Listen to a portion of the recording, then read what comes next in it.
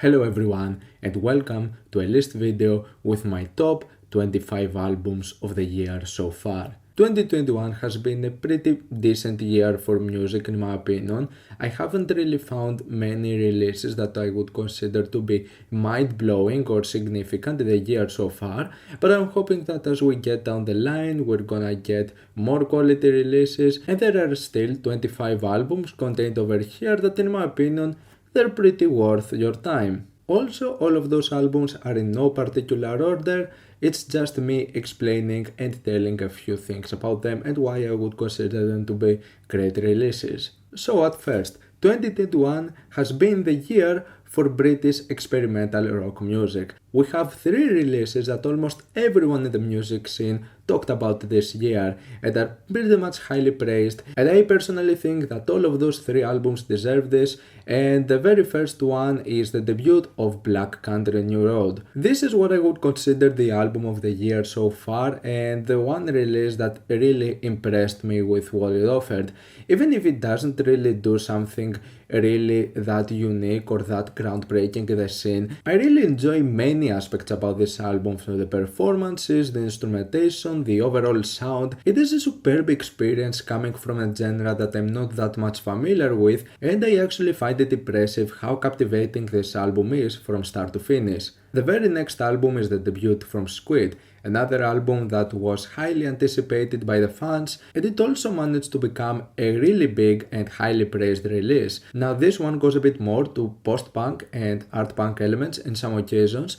I feel that this is another occasion where we have some really impressive performances, some really solid progressions in the tracks, and overall a pretty interesting sound that makes this album pretty much stand out. And we also had the second album from Black Midi, a release that I didn't expect to like as much as I did, considering that when it comes to the first album, I actually found this album to be pretty underwhelming and don't really get what the hype was all about. But then I listened to the first teaser track out of this new album and I was really mind blown by the results.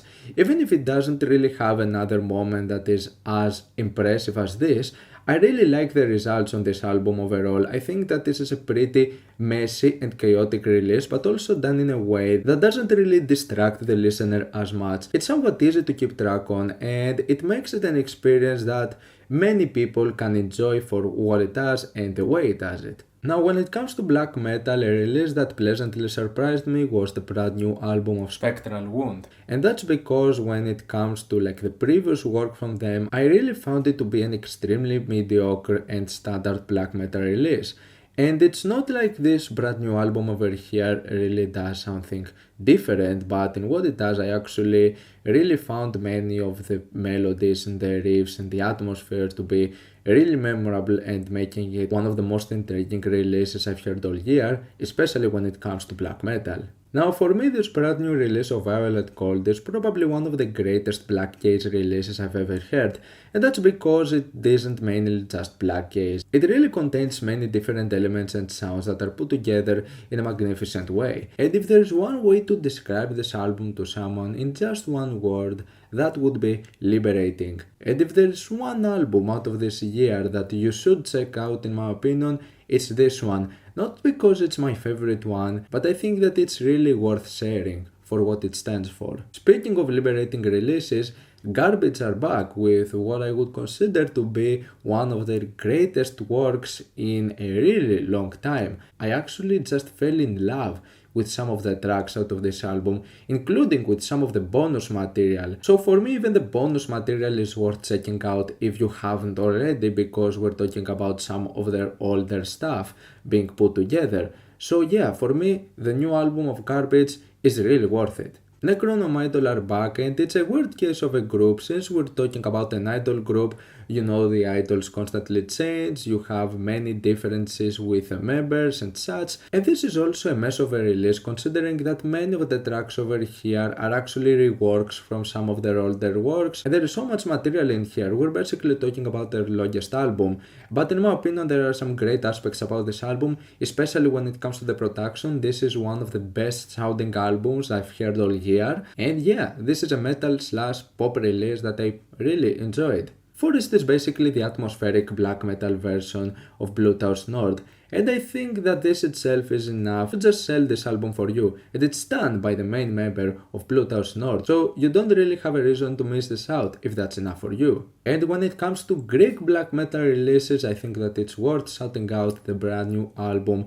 of Human Serpent. In my opinion, once again, they make a really good job with this one. Human Serpent have a pretty consistent discography, and in my opinion, it's one of the better instances of a black metal band in the local scene having a more modern and refreshing sound. Slater's Troubled Paradise is one of my favorite pop releases of this year, and it's not just fair to call it a pop release because there are so many other aspects and elements that make this album such a blast. It can be aggressive, it can be soothing, and it would just combine so many different styles together, and in some of them it would actually make for some incredible and extremely unique and refreshing results. For me, this debut of Slater is a must for the fans of the genre. In the harsh noise scene, I think that there were some pretty interesting releases this year, with one of them being this short, chaotic and straight to the point cassette release from Japanese legend K2, which I don't really have that much to say other than that this is a top-notch noise release that you have to check out.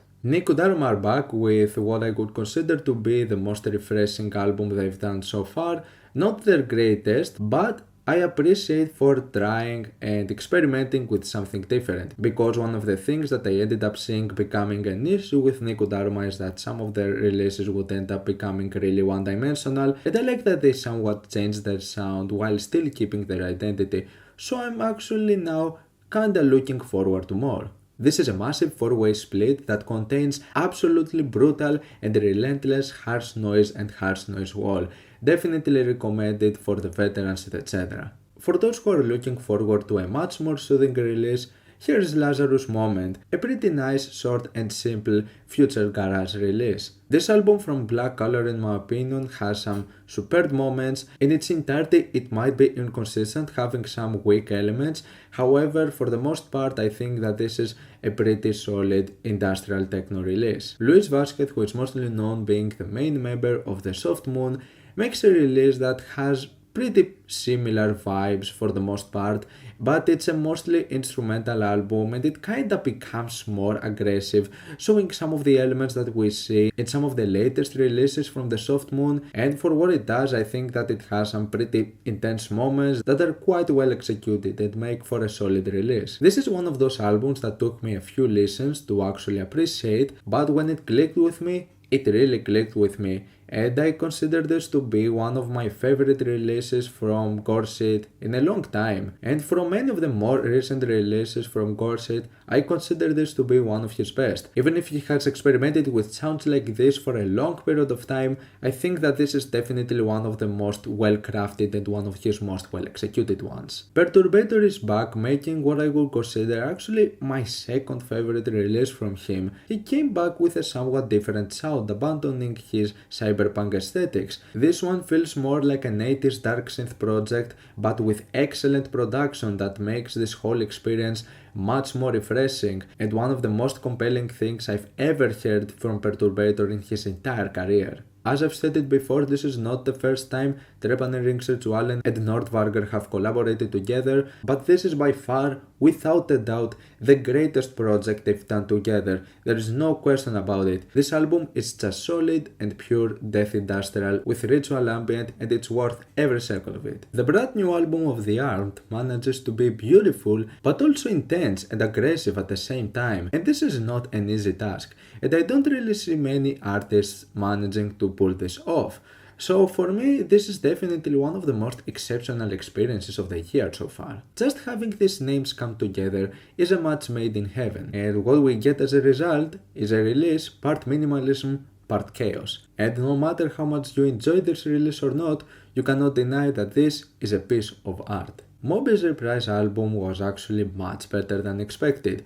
Obviously, this serves more of like a compilation of many tracks that Moby has written over the years in different versions, but some of them actually worked much better than expected, making for some really refreshing and really impressive results.